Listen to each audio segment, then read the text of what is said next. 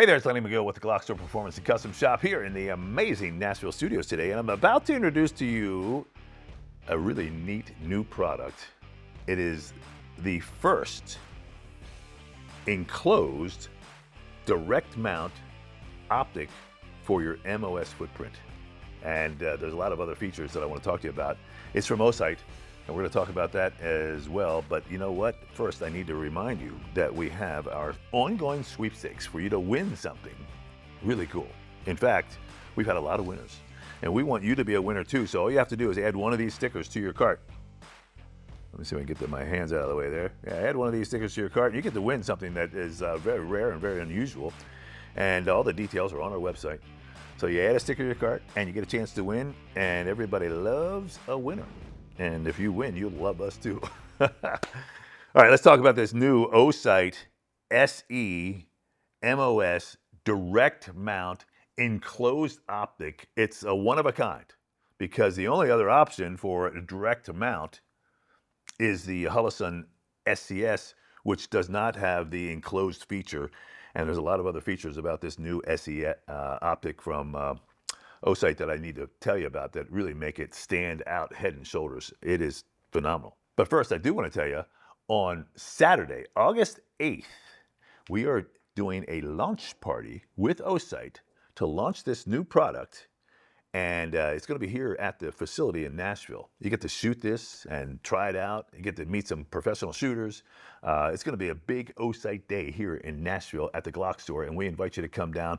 It's Saturday, August 8th, all day from 9 a.m. to 6 p.m. OSight's going to be here. We hope that you can make it too. And let's tell you why you're going to want to come down, because this optic is pretty phenomenal. Let's go ahead and open the box real quick. The packaging is great. OSight always does a nice job on the packaging. The Optic uses the circle dot technology. So that means you can use the circle only, the dot only, or the circle and dot, which I really like myself. And keep in mind, the circle is 32 inches at 100 yards. That's the MOA. And the dot is 2 inches at 100 yards. When you do the math and you bring that back to, say, 10 yards, 1/10, that 32 inches gets down to 3 inches. And the dot gets even smaller. So the aiming point for self-defense shooting, anything inside that 3-inch dot or that 3-inch circle is going to be a good shot. Now, open up the box. Oh, there's some packaging and some stickers. How nice is that? Packaging tell you how to use and install. And this is a nice little note here from OSight. Thanks for being part of the OSight team. And we open up the box, and there is the optic itself. I'll pull it out. And here comes this little box that has a couple things in here that are really important. In fact, you'll see it has a tool, an installation tool, which is really nice. And it has a little set of screws. Now, these screws are the screws that are used to attach the optic directly to the MOS footprint. All right, so I'll just pull one of these out here real quick so you can look at it. Now, they are different than the MOS cover plate screws. They're a little bit longer. So there's the screw that comes from OSight, and this is the screw that comes from the MOS cover plate. So these are tiny little screws, as you see. There's 2 of them, and the cover plate is basically right here. Now, there's millions of these MOS guns out there. The cover plate is plastic. It comes off, and that's the optic footprint for the MOS. Typically, you're going to need an adapter plate to adapt an optic to this footprint. However, the new OSight SE MOS fits directly into that footprint, as does the Holosun SCS. These are the only 2 options that fit into the MOS footprint. But there's a lot of differences between these 2 optics. So let's go ahead and talk about that real quick. I want to take these screws back, and I will caution you that if you have an MOS gun and you take your cover plate off, you should make sure that you manage these screws, because people call often and say, I have lost my screws. Do you have replacements? And the answer is yes, we do. But you don't want to lose those. You want to take that with those screws in there, put it in a baggie, put a piece of tape over top of that, somehow manage and capture those screws so that you don't lose them and have to call us and order some more. All right, now let's talk about some of the advantages of this SE before we even install it, and why we feel it's a better option for you. First of all, the enclosed optic is really important. Law enforcement in particular are going to the enclosed optic because of the fact that the laser diode that projects onto the glass is enclosed and protected from the elements, dust, water, whatever. Bottom line is, if you carry a gun on a regular basis, you're going to notice that the optic glass gets covered with stuff, okay? Dust, whatever, you look at that, what the heck is going on there? And sometimes it's difficult to clean, especially when it's not enclosed, because you got to get in there and try to clean that spot up there. In fact, there's some dust in there right now. And then the other thing that happens is the fact that, it could, like I said, interfere with that laser module. So what we see and what I see, because I carry an enclosed optic, is that all the dust will gather on the outside of the glass, and it's it's easy to get in there and actually clean it. All right. Because of that, the enclosed optic is really preferred nowadays, and that's where everybody's going. And this is the only option for your MOS footprint. And it's a direct mount, which means that there's no optic plate or adapter plate needed. It just sits right inside that footprint there, like so. Let's see if I can line it up properly, like so. All right, and there's two screws there, which we'll talk about here in just a little bit. But let's talk a little bit more about the optic itself. It's got an unusual shape, right? And people look at it and say, "Wow, what's different? Why is it shaped like that?" And there's a reason. There's a couple reasons actually, and they have done some pretty smart things here. First of all, you're going to notice on top that the laser diode, the emitter, is on the top versus on the bottom. So most optics on the market have the laser diode on the bottom projecting up. This one is on the top projecting down. A couple things there. What happens? Okay, so it projects down and the glass is on the front, tilted, slanted downward, and that prevents any glare that you would see from the sun or lights or something else getting into your optic. It's pretty phenomenal, it really is. The other thing we should do, and now we're talking about the glass, is most of you are familiar with the term reflex, okay? Because basically the diode projecting into a piece of glass, which projects into another piece of glass. So there's really two things happening there. Whereas the OSight SE MOS is a solid piece of glass, and it's basically projecting from the top, so it's not a reflex, it's actually aspherical, which means that it's really just projecting into that single piece of glass. So what we're noticing, okay, just by looking at these things, is the dot, or the circle dot inside the OSight SE is much crisper than the Hullison. So that's really important. I mean, it's something that we weren't really expecting, and I kept thinking, well, why does that dot look so much better? And then we were informed that it's because it's a single piece of glass, it's the aspherical. All right, so it's really, really cool and really exciting that it gives you that crisp dot that you don't get with the Hullison SCS. Now, the other thing that's really interesting about this and kind of useful, a lot of people don't like the fact that the SCS does not have a battery.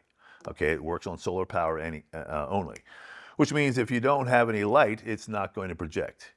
The OSight SE MOS does have a battery tray, allowing you to remove and install the battery without taking the optic off. It sits right here on the side. It's very simple to operate.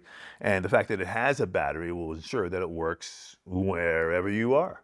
So whether it's nighttime or whether it's daytime or whether it's been in your pocket for a long time or been in your bag for a long time, when you pick it up, it's going to work. Whereas this one needs to be charged with some light to be able to actually work. The other thing is that on this particular optic, on this OSight SE MOS, they have the plus and minus symbols that will adjust the brightness or dimness of the reticle itself, which is very important because you may be in a condition where your particular eyes need it to be brighter or dimmer. whereas the SCS is basically automatically adjusted by the electronics inside.